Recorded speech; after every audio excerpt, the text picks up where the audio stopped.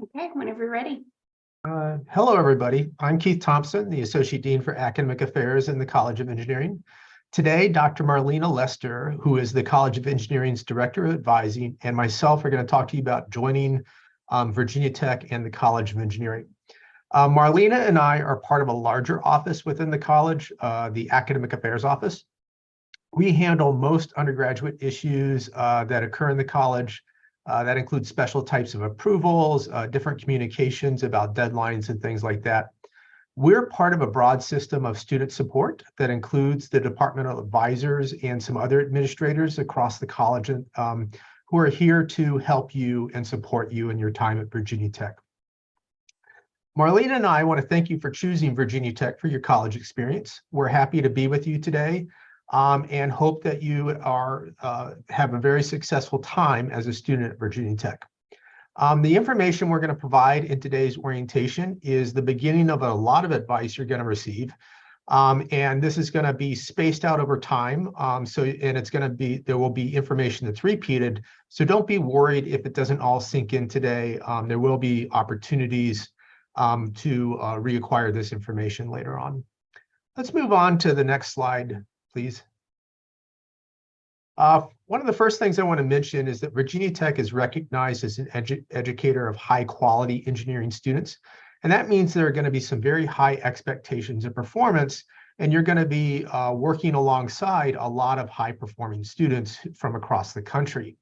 But in addition to those high expectations for performance, this is also going to provide many opportunities to participate in things like engineering competition teams, to perform undergraduate research, and interact with other students of similar capability and passion to yourself. We don't admit you if we don't think that you have the potential to be a successful student. That doesn't mean that won't face various struggles adjusting from high school to college life. That is a really common thing to happen, but those struggles are a good opportunity to learn and mature. Let's move on to the next slide. The other thing I would like to point out is that the College of Engineering is very big. In fall of 2023, we're going to have almost 10,000 undergraduate students in the college, freshman to senior. We have quite a number of programs, and a lot of those programs have quite a lot of variety underneath them in terms of different tracks or different majors. One of the things about our size is that it provides this opportunity to really allow you to explore different options and to specialize to a high degree within those options. And let's move on to the next slide. So first, I'd like to talk about some of the expectations of coming to college. I'm sure that you've heard that college is going to be different from high school. It's going to be different in a lot of ways. To start with, life management. No one's going to be there to directly monitor you. You're going to have a lot of autonomy to make your own choices, but that's also going to mean the opportunity to make your own mistakes as well. So you're going to need to learn how to master things like time management, study routines, and juggling of a lot of your academic responsibilities. At the same time you're doing all that, you're going to need to solve a lot of day-to-day life tasks, such as getting your laundry done, keeping your space in order, eating properly, and managing money, and so on. Some of you are probably already used to this, but for many of you, I'm sure this is going to be the first time that you've had to juggle all these things at the same time. And it'll be a good opportunity for you to adapt to all these different tasks. Hopefully, you'll come out of college much more ready to live on your own and juggle a lot of the routines of life that you need to do while you're starting a professional career. And that's going to give you, that's going to be important for you so that you can keep all that in balance when you start your professional life. In addition to navigating life, students also need to learn how to navigate the university. And by this, I mean all the numerous rules, requirements, and deadlines that are common for a large university. We have rules about academic standards, rules about academic integrity, rules about degree requirements, timelines for adding and dropping classes, for changing your major, and other critical matters. And we don't often grant exceptions to a lot of those rules. We also have a large bureaucracy of many different offices and specialized personnel across the campus. But each of you is going to have an assigned academic advisor. And typically that person is the best first stop to go to whenever you have questions about something. They may not know the answer, but they can help you identify who is the correct person that you should be talking to. We're also trying to be very intentional about communicating information to you in a timely manner, especially around deadlines. You are going to need to be very conscious about deadlines and make sure that your day-to-day planning includes a lot of time for the upcoming deadlines. Most deadlines that you encounter at Virginia Tech are strictly enforced, whether that's a due date for an assignment, a deadline to apply for some opportunity like a scholarship, or a deadline to take action on a university process such as adding or dropping a class. And so you'll want to make sure that you know when that deadline is going to be and that you are planning well ahead of that, especially if you are going to have questions leading up to that deadline, that you make sure that you have scheduled a meeting to get those questions answered well ahead of the deadline. You're going to need to spend a lot of time figuring stuff out. And it's best if you become your own advocate in working with faculty or other personnel across the university. You may not now be very comfortable talking to a professor or some administrator who has a title you don't necessarily understand, but you may find yourself in a situation like that. Most of the faculty and administrators that I know are thoughtful, understanding people. They really are trying to help students, and they're really trying to be fair about making decisions. But there are limits on how much they can bend policy on different things. But they will also offer the best advice they can at a given time, and will sometimes point out options you may not have thought of. Let's move on to the next slide. I cannot stress enough how much you need to check and read your email. Your vt.edu email is going to be the official contact method between the university and you. Make sure that you check it. There will be numerous messages that will come from the Academic Affairs Office over the year. And typically those are going to be about deadlines. We often send repeat messages about deadlines just to make sure that students are getting the information that they need. Please keep an eye out for those emails and make sure that they don't end up in your junk folder. Up until recently, we've been using the email associated with your application for admission, and that might be a Gmail account, a Hotmail account, or something else. You should have already received instructions on how to set up your vt.edu email by now. If you've not already done so, please do that immediately after this orientation. With all that said, please don't expect immediate responses when you send someone an email, or expect to be able to meet with someone if you just drop by without an appointment. The tool that we use for making appointments with your academic advisor is Navigate. That's the campus software for advising. All of the advisors have a lot of students and a lot of other tasks that they have to deal with.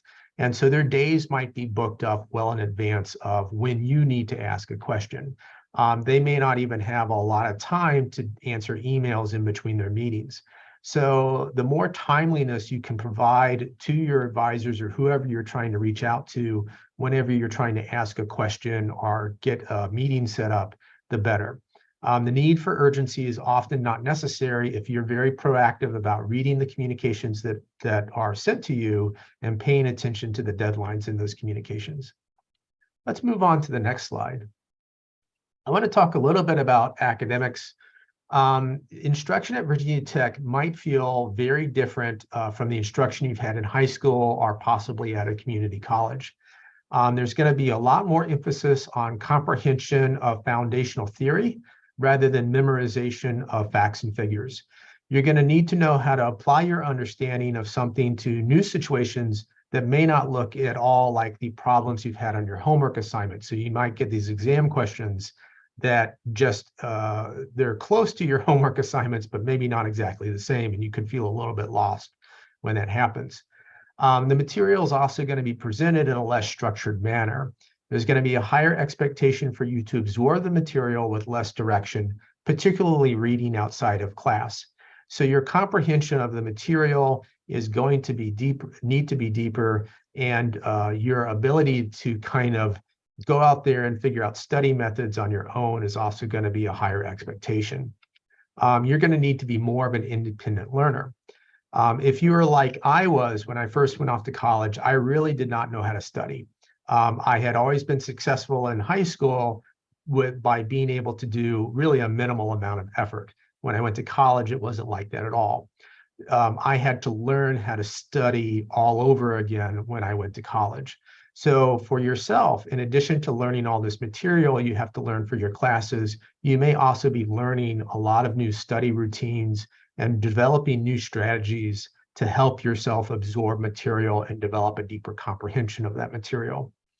It's also going to be very important that you pay close attention to the expectations of your instructors and start your assignments early. Like I've said before, a lot of the instructors can be very rigid on due dates, and they may not have a late homework policy in their syllabus. It may just be it comes in at the day it's due, or that's it.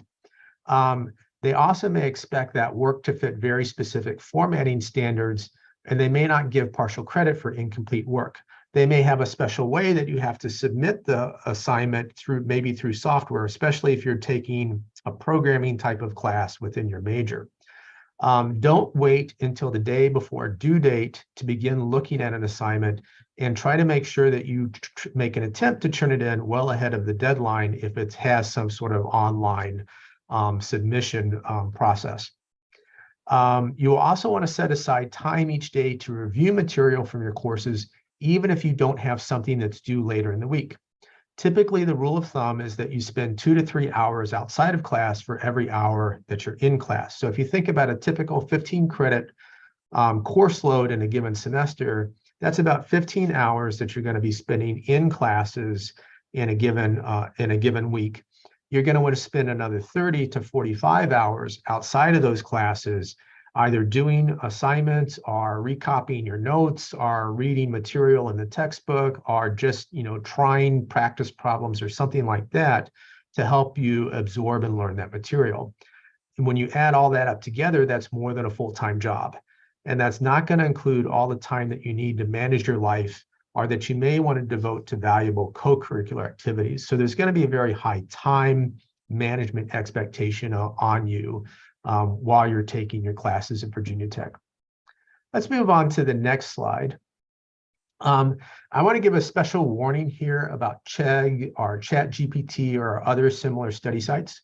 Virginia Tech has an honor code, and academic misconduct is taken very seriously by many of the faculty at this university. When there's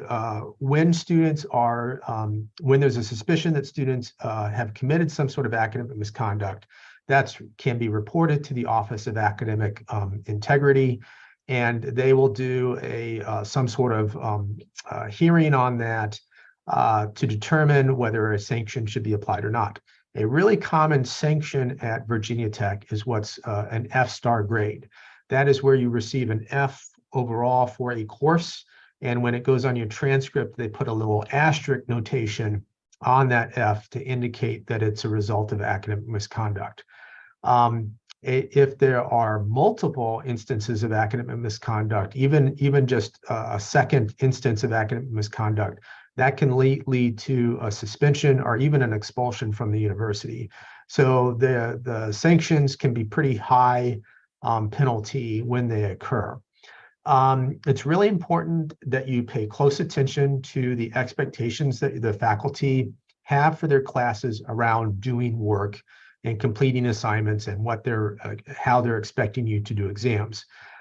Because of how many cases I have seen related to Chegg explicitly, I want to make sure that you really understand the risk of using some of these different websites.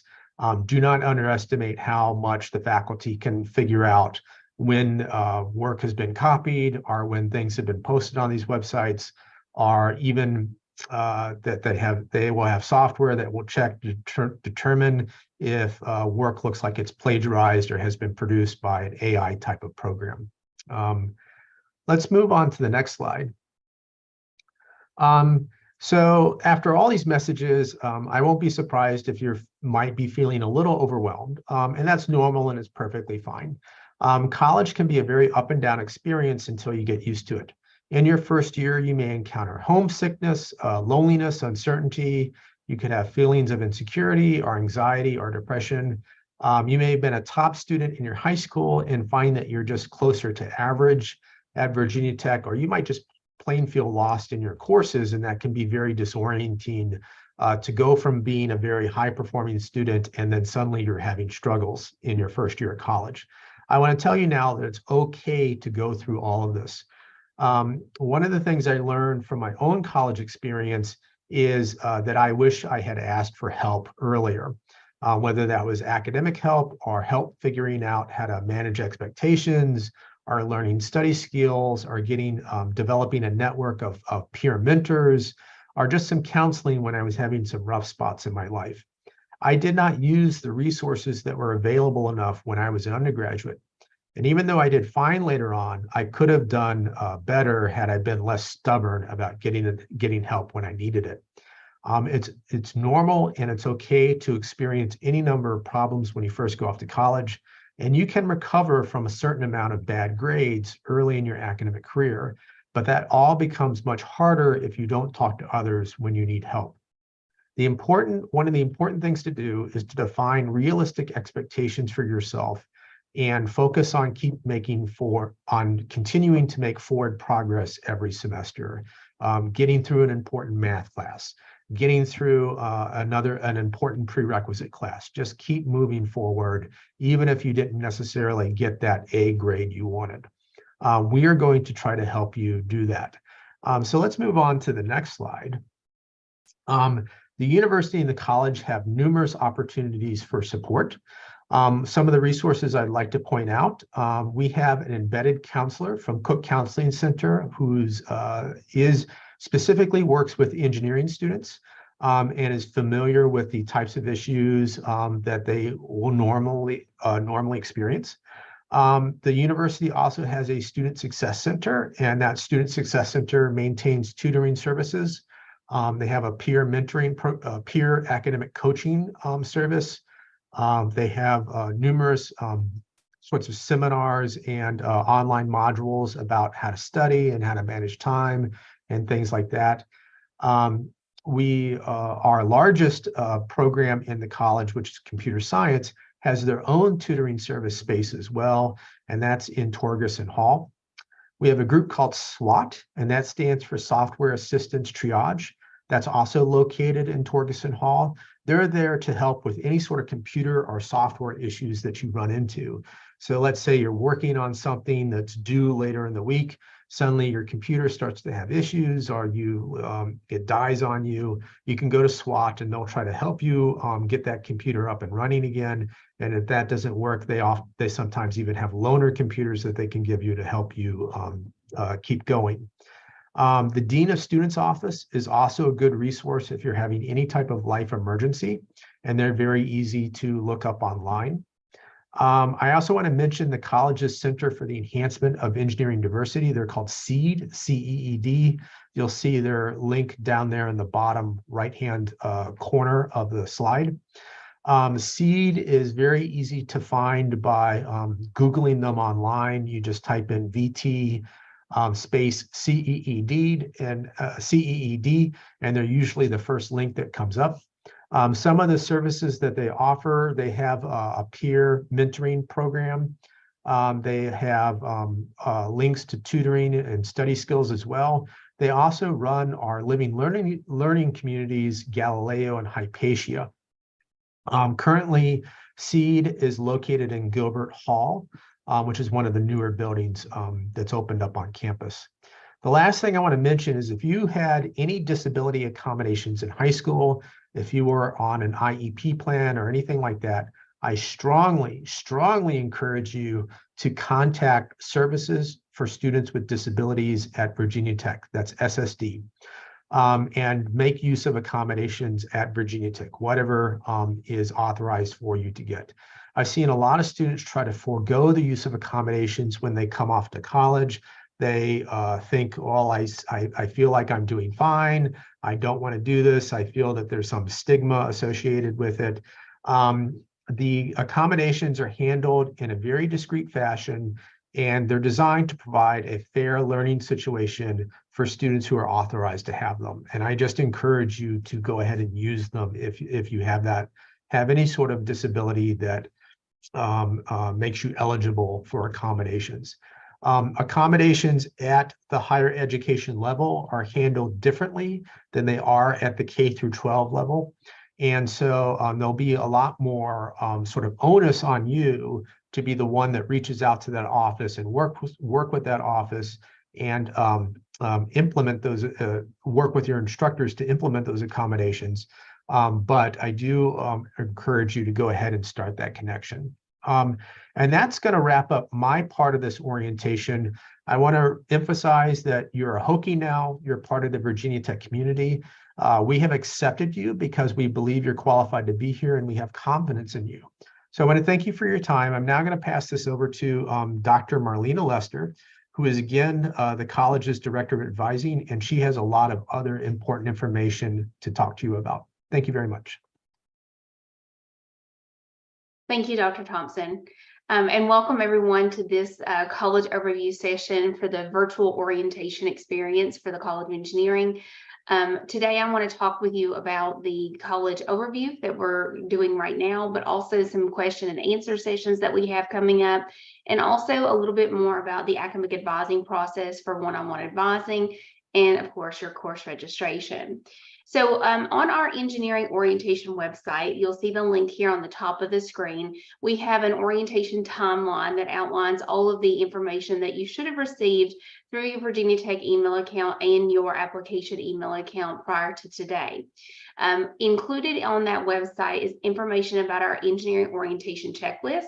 So if you're feeling a little lost on what you should be doing as far as activities or assignments, that's a really comprehensive way for you to start from the top of that list and work all the way down to completing things that you need to do to be onboarded to the College of Engineering here at Virginia Tech.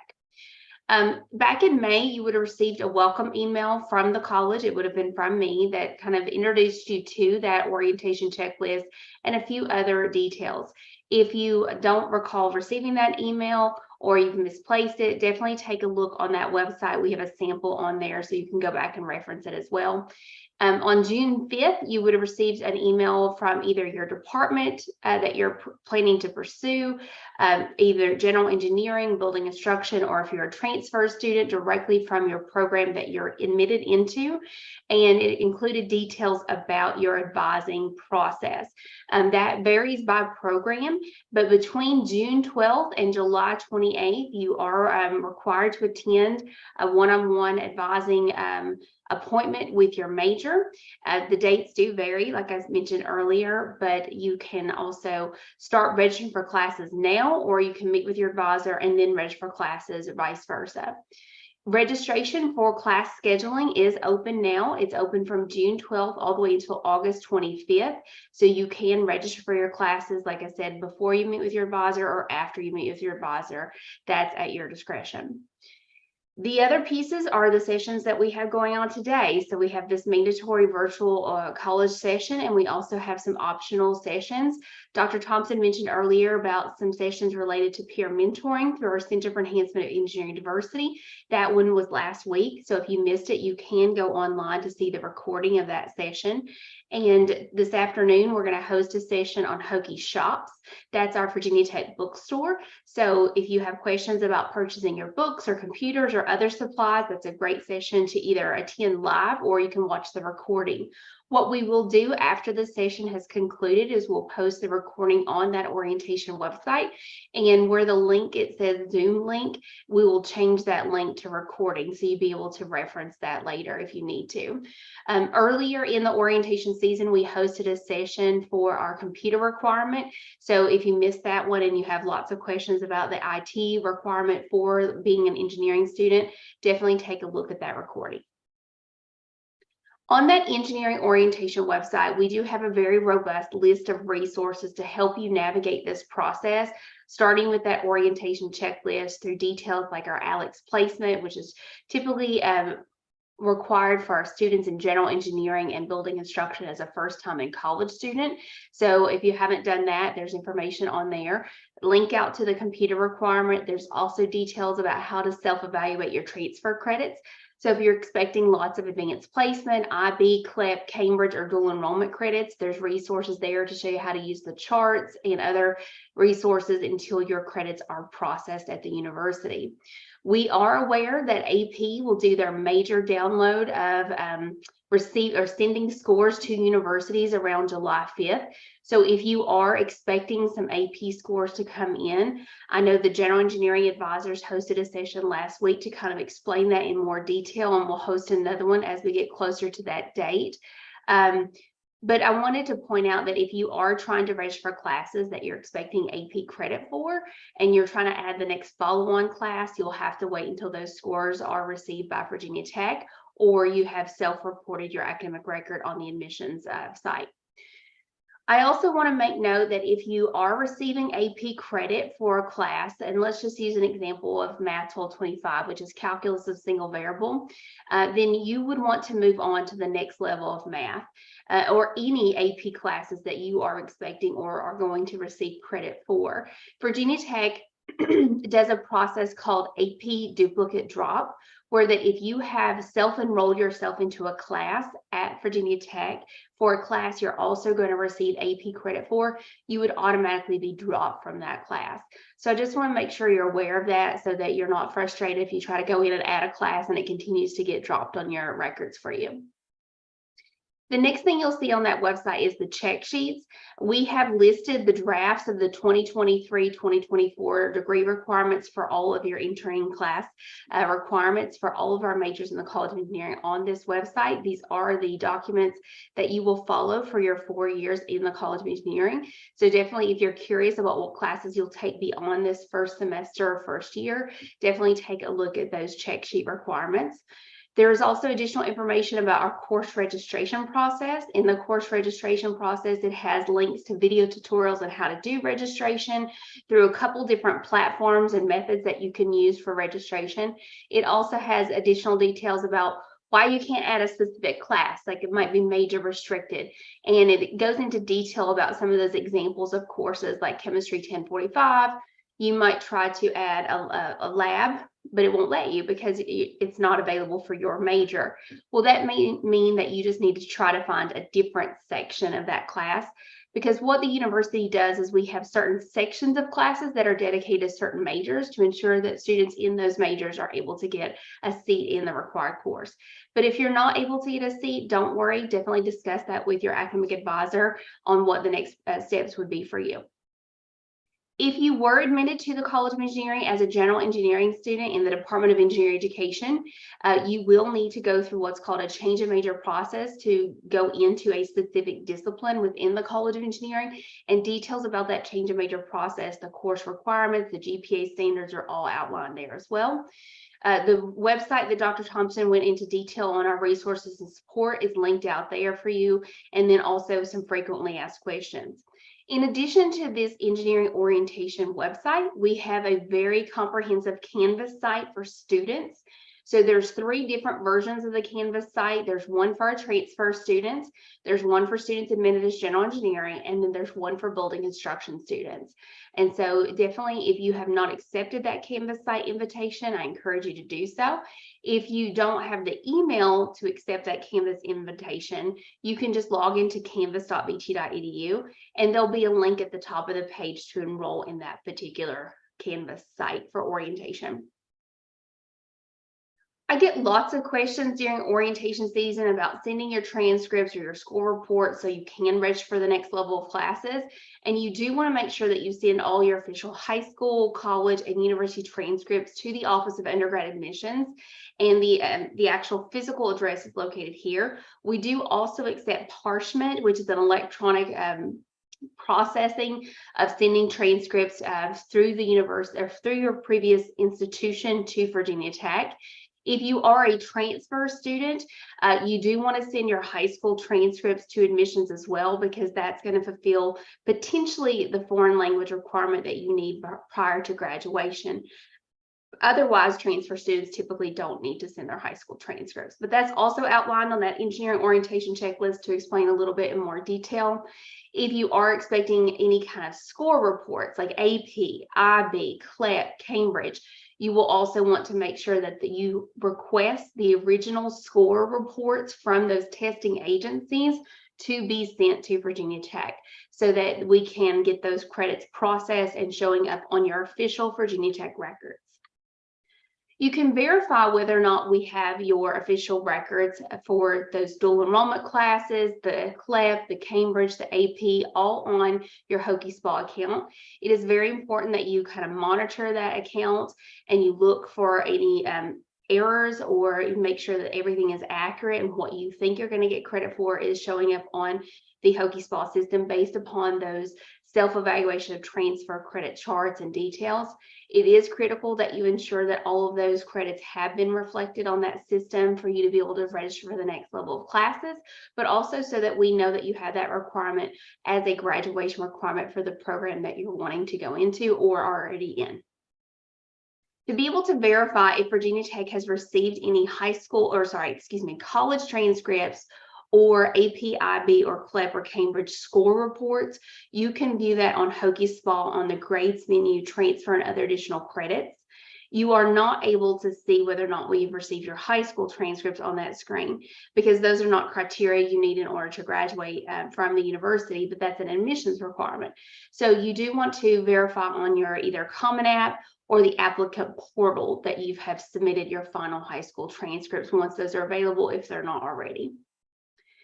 On that Hokie-SPA grades menu, transfer and other additional credit screen, you might see a notation that says send syllabus to credits@vt.edu for any courses that might need additional information for credit evaluation.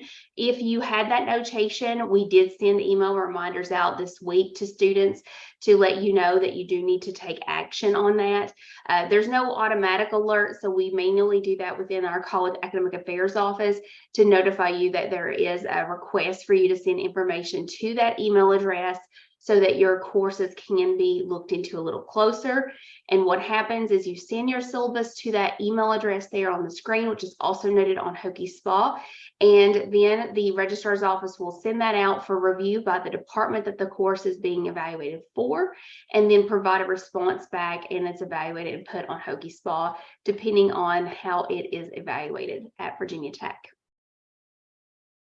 So earlier I mentioned that there is a change of major process for students who are admitted as general engineering. So if you were admitted through the College of Engineering as a first-time in-college student, you were admitted into the Department of Engineering Education, and your major is general engineering.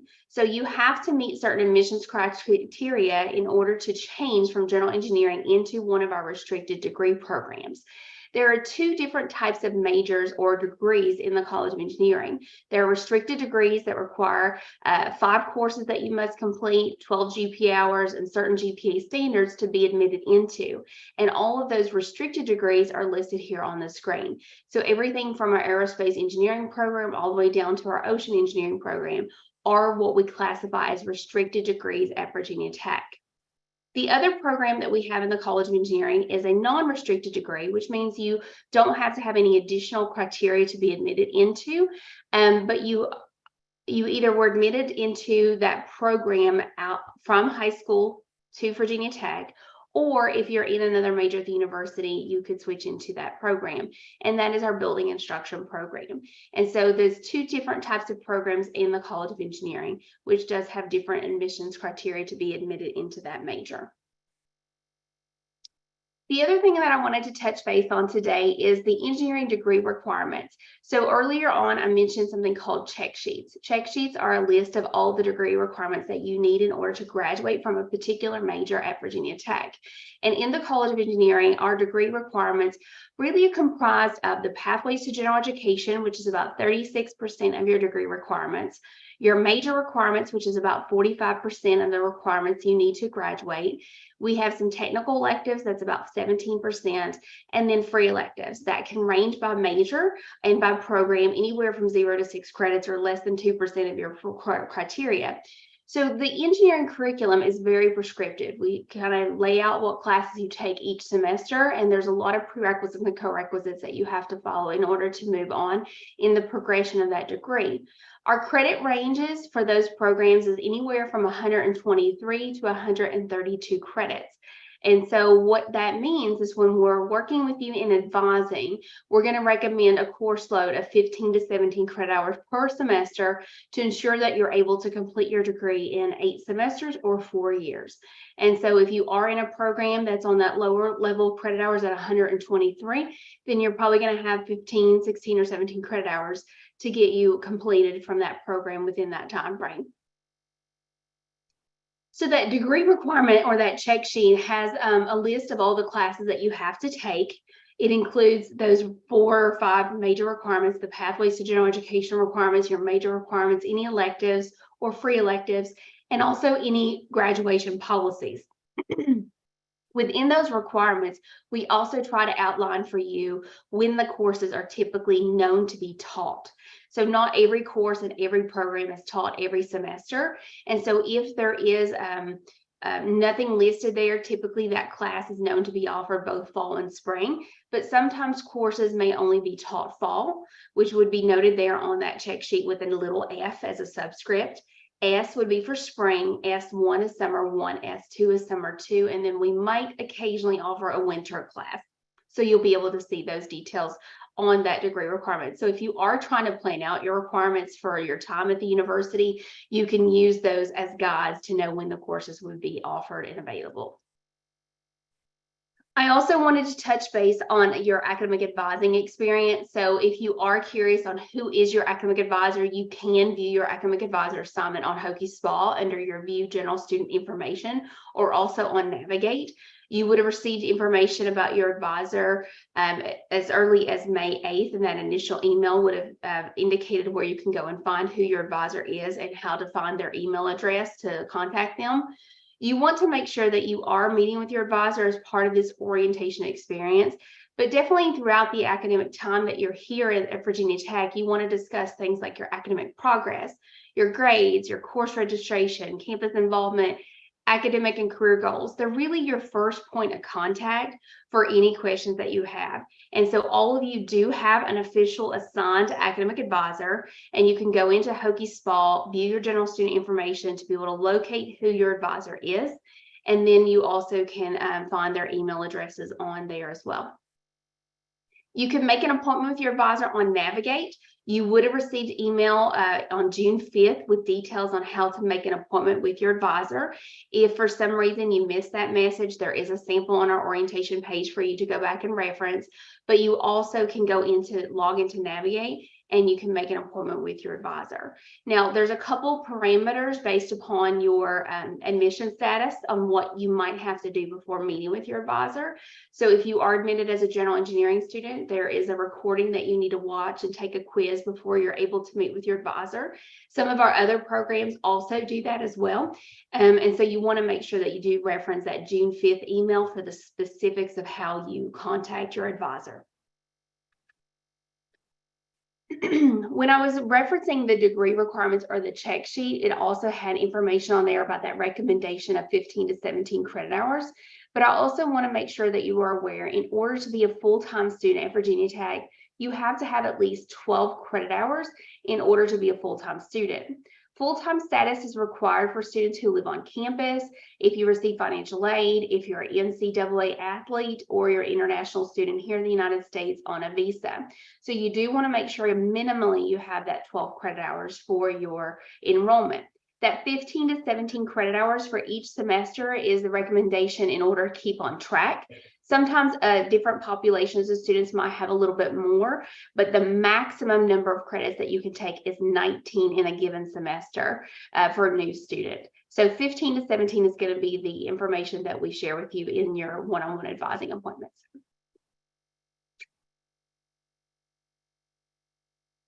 You can go ahead and register for classes now. Registration has been open since June 12th and is open through August 25th to add courses. You will log on to Hokie Spa and there's a tab called Course Registration Schedule menu. And as I mentioned on our orientation website, there's several video tutorials. You can also find those on your Canvas site that talk through the process of registering for classes and using those tools. You will use the add drop feature. You will bypass anything mentioning course requests that's not for new students. And you will be able to use a tool such as Hokie Scheduler or the registration add / drop and schedule menu on that screen. I also wanted to mention again the major and course restrictions. Some of our courses are major restricted, meaning that only students officially enrolled in a major or a set of majors can enroll in that specific course. And you can use another tool that we have outlined for you called the timetable classes to search by term, the pathways, which is your general education requirements, the subject of a course, the course number, the course request number, and also the course modality. And in those search results, you can click on the CRN or that little number and view the prerequisites, co-requisites, and restrictions. So that's a great way for you to kind of figure out like, why I want this, let me add this particular class. If you click on those additional details, it might explain that reason. The advisors and I have been touching base all summer long as far as this orientation experience. And one of the things that they wanted me to remind you about is to make sure that when you go into that Hokie Spa screen, in order to actually be able to register for classes, you are going to have to complete some prepare for registration requirements. Those are things like updating your emergency contact information, accepting other kind of notifications that's listed there before you can proceed. So make sure you are doing that as well when you're going into that registration screen. So after you've met with your advisor, after you've conducted class registration, if you're curious on what your final class schedule is going to look like, one of the recommended screens that we really like is on Hokie Spa called Classic Student Schedule. And your schedule will then kind of appear like it is on the screen here. It'll have the CRN on the left side, which is the number associated with that class, the course, prefix and number, the modality, the title, the grading option, which will all be A through F for the majority of all of you in this room today. There are occasionally some classes that are taught pass-fail, but your required classes must be taken on an A through F graded scale. You also have your credit hours, your time, dates, location, instructor, and also your exam schedule. And I really want to point out that exam schedule today so you're aware of what that means. When you are concluding the end of a term or a semester here at Virginia Tech, you will have a final exam in your class as noted on your syllabus that you get on the first day of classes from your professor. Your exam may have a specific date and time associated with that course, which is different than your actual normal class time. So you want to make sure that you are referencing that exam schedule before you make any final plans for the end of a semester for like travel arrangements or leaving Blacksburg if you're planning to do any kind of gap between the fall and the spring semester, and just make sure that you take a look at that exam schedule before you make any kind of final bookings of travel arrangements. So the fall semester does begin on August 21st. The last day for you to add any new courses to your schedule is August 25th, and the last day to drop a course is going to be October 3rd. All of these dates are part of what we call the academic dates and deadlines, or the academic calendar, and you can locate the specific academic calendar link for the 2023 academic year here on the screen, but it's also linked out for you on the engineering checklist to bookmark. It has a more comprehensive list of all of the academic deadlines that you need to be aware of. And like Dr. Thompson mentioned earlier, our office in academic affairs will send out notifications of the major academic deadlines and dates, but you can also follow along and keep those on your calendar from that particular resource there. If you are interested in social media, keeping up with the College of Engineering and also maybe your department that you're planning to pursue or that you're already in, you can find our social media platforms on the engineering orientation checklist that's linked out where you can actually see all of the departmental social media accounts. But also here on this screen, you'll be able to see some of the ones at the college level.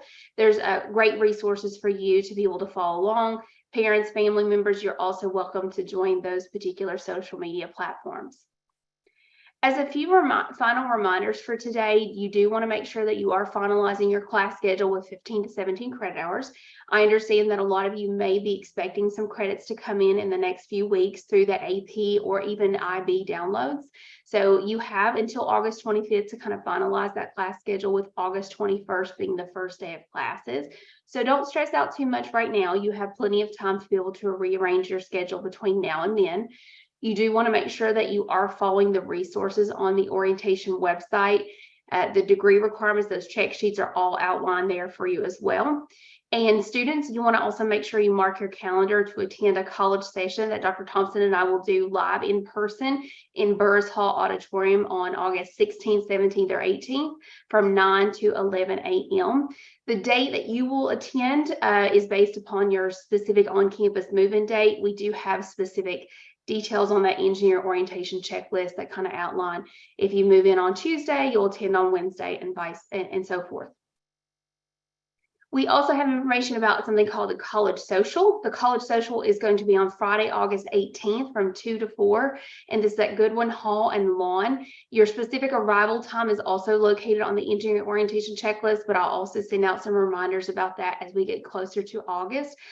So you definitely want to make sure that you make arrangements when you're picking your housing and also your travel arrangements to be in Blacksburg, to be here no later than Friday, August 18th, to be able to attend that college session and the College Social.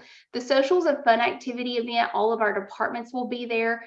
They'll have tables set up so you can talk to representatives from each of our programs. We will also have some fun lawn games that you can do, some snacks, and we also do a really nice giveaway for our incoming class. So it's a really great way to be able to get that. The last thing that I have for you is just to really open the floor to see if you have any specific questions for us from any of the content we discussed today. But what I will say, if you do have specific questions related to your class schedule or something that may be very specific related to something you need to talk with your advisor about, I would encourage you to make sure that you do reach out to your advisor and ask those there. But any other general questions or information that Dr. Thompson and I can address for you today, you can pop those into that live Q&A. It's a little Q&A button on your screen, and ask those questions. And what will happen is I will either answer those live for you, or Dr. Thompson will type in a response to you depending on the questions that you might have. I do want to thank you all so much for joining us today. So feel free to ask any questions that you might have. So the question that we have on here right now is, how do we, let me get it over here so I can see. Do we have to register for a move-in time, or is it just when it's convenient for us? You do have to register for a specific time. I was in a meeting actually yesterday where we were talking about the housing process and all of those details, and that should be going on in phases. And so some students are already kind of working through that process of roommate selection and be able to pick a particular date, but you will pick a specific date for your move-in. And that's really to help us manage traffic in the New River Valley, and also to help make sure that there's not too many people at one time all trying to move in at the same time, and really not have the transportation flow in order to get through Blacksburg, but also the surrounding areas. So you will have to pick a specific time.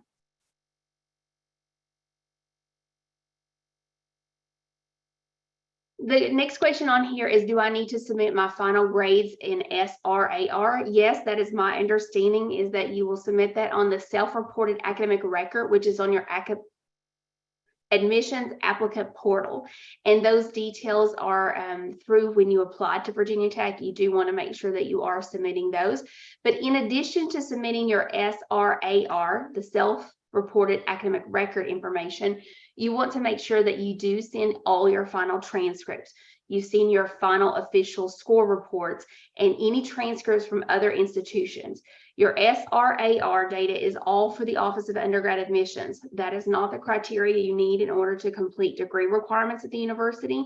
And so we do need those official records from the original source that you took those classes through in order to make sure that we have that documented appropriately in your records at the university. There is a question on here that says, if a class is offered in a specific semester and if a prereq isn't offered in the summer, would it be possible to bypass the prerequisite for the course? The answer to that is no. Virginia Tech really enforces all of the prerequisites for their courses, but you should definitely discuss that particular situation with your academic advisor and ensure that there is no misunderstanding on what the actual prerequisites are that are listed on the check sheet versus what is listed on the Hokie SPA registration system. So definitely make sure that you ask your advisor about that particular scenario. So a few more questions in here. I've already addressed some things about move-in. That'll come to you from housing directly from the University Housing Office when that information is available for move-in dates. So if you are wondering about a specific site or link, you would go to housing.vt.edu and read information there about your move-in. And it's just simply housing.vt.edu. Okay, where do we go as far as scholarships? So the scholarships for new students have all been awarded. That process happens as part of the application process, but we've also awarded all of our scholarships for the incoming class. But we do have scholarships that would be available for students who are going to be rising sophomores, juniors, and seniors. And so information about that will be sent to students in the spring semester. Typically around January is when we send the notification out, hey, apply for scholarships, and you'll be able to apply for those merit and other need-based scholarships at that time through either the College of Engineering through the Scholarship Central portal through the Financial Aid and Scholarships Office. So look out for an email around the first week of classes in the spring semester. So usually around January, mid-January is when those scholarship details will come to your inbox. Do I need to send a syllabus that that has the notes in syllabus or only course that apply for my degree, like if I have pre-calc, calc 1? So we are recommending that you get all your courses evaluated because you never know if you need a free elective or you never know if that class might count as a Pathways to General Education class. So in general, if it had send syllabus to credits at vt.edu, we are encouraging you to do that. But the priority is definitely those classes that are going to be applicable for your degree requirements. Now, if you are 100% confident that class counts for 0 requirements, I mean, but it still can count for free elective, or if your major requires it, it might count for that pathway. So we generally are going to say you should send all your syllabus if it asks for syllabus to that email address. For people in the ROTC, do we need to sign anything for Pearson Hall? Brian, I'm not sure specifically about your question. So if you want to rephrase that, I'm not sure what you're signing. But for the Corps cadets, it's my understanding, and I learned this yesterday in a meeting that I had with the university, is that you, Corps cadet students, it's my understanding you will move in around August 10th.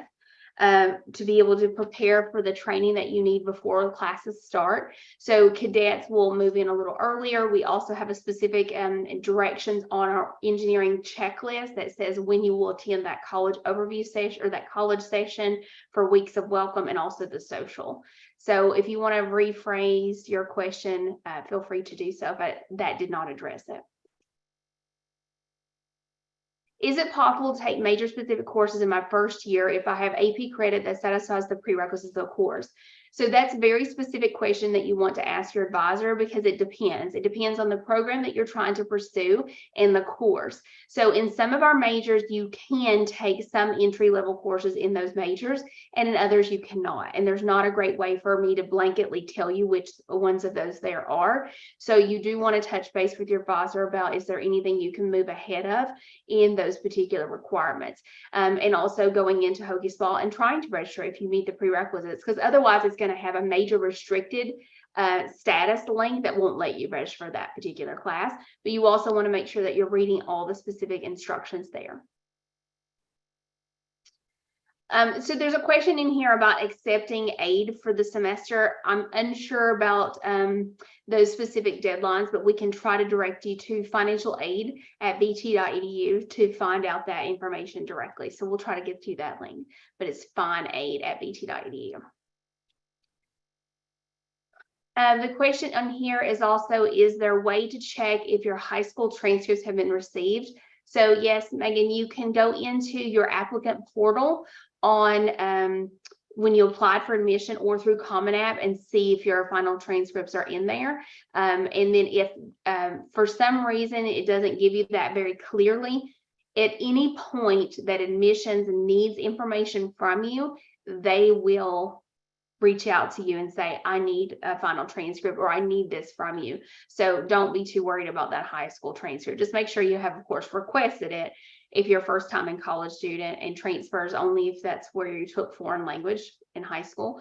Then you'll be able to see that there, or be notified if you still need to send that in. Okay. So the next question we have here is, pathways considered complete for transfer students who are coming in with an associate's degree? So David, that's a great question. It depends on what type of associate's degree you received. If you received a Virginia Community College associate's degree from one of our Virginia-based institutions, and it is an Associates of Arts and Sciences, or if it's an Associates of Science, and you have officially been awarded your associate's degree, you want to make sure, number one, that you send your final transcripts. You send a transcript after your degree is officially awarded, and then there'll be a notation on your Hokie SPA grades menu on that other transfer and other additional credit screen that'll say VCCS associate's degree. And if that does all align, Associates of Arts and Sciences, Associates of Science, from a Virginia Community College, then yes, your pathways to general education requirements are satisfied, and you would not need to take those at Virginia Tech. However, if you're in a program that specifically requires a specific course listed on the check sheet for a particular pathways category, great example is construction engineering management. They require economics 2005 and 2006 as part of pathways 3. If you did not take that economics equivalent at your prior institution, you would be required to take economics 2005 at Virginia Tech. But if there's nothing listed there in that pathway column for specific pathways 2, 3, 6A, or 7, then your pathways to general education would be satisfied. Otherwise, you will be still required to complete the requirements for engineering, like English 1105 and 1106, and then the advanced area, your math 1225 and 1226, and an advanced math. And then you also are required to take engineering 1215 and 1216. That's all kind of part of that pathway 7 categories. But if you do have those particular criteria, then you are good. But definitely touch base with your advisor just to make sure. Is there anything except the housing contract required for living on campus? We mean for the Corps of Cadets.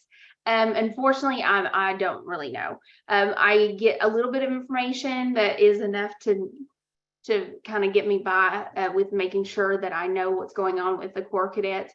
But you definitely want to touch base with them, because they probably do have additional criteria that you need to sign, acknowledging, of course, that you're coming, being part of the Corps Cadets and so forth. So definitely reach out to the Corps directly for that.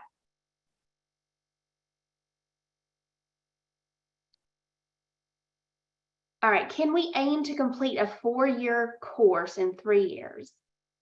So can you try to complete your engineering degree of 4 years in 3 years? Absolutely, as long as the courses are taught and you meet the prerequisites to do so, and you do not plan for any more than 19 credits a semester, with keeping in mind that our recommendation is 15 to 17 credit hours with the rigor that you have.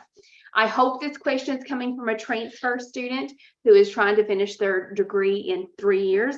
But if you're first time in college, you definitely want to touch base with your advisor after the first week of classes to really plan that out, because you want to make sure you're aware of the prerequisites, co-requisites, and term offerings to try to plan that time to be able to do it in 3 years. But ideally, yes, if you can make it work with the curriculum within those parameters that I just shared, absolutely. There are some resources on that resources and support website called Academic Planning, which gives you some templates, some other resources that you can do to help plan out your full time at Virginia Tech, including any other activities that you want to be involved in. Someone missed the question I had about responding to submitting your final grades in SRAR, and asked if I could go over that again. What you will do is you will need to go into your applicant portal and submit your final grades. You will also want to make sure you send your final transcripts from their high school, the colleges that you took classes through, if applicable, and any score reports from the testing agency that you send. So not only do you need to go in and update your SRAR, you also need to make sure you contact those testing agencies or prior institutions and send your official transcripts to Virginia Tech so that we have all of your information here on the records. So it looks like we're almost right out of time. So I'll try to get this last question in and see if we can get it under at 10 o'clock. It says, if I miss to complete the requirements such as the health forms, does the school notify us about this via email? Oh, absolutely, we notify you by email, especially for that one. We just got clarification on that yesterday as well. And so for your immunization forms, you do want to make sure that you submit those and that you do have all the proper immunizations in order to be able to be a student here at Virginia Tech. If you did miss the deadlines or so forth, you will get email reminders. If you don't comply, you will also get a hold on your account, which prevents registration. So that one is a very important deadline that you meet as far as getting in those health forms and immunizations. So it looks like that's about all we have time for today. I really appreciate you being here, and thank you so much for your attention, your questions, and popping those in. If there was not something that I did not get to or didn't address for you, please make sure that you touch base with your academic advisor. But thank you so much for being here for this live Q&A.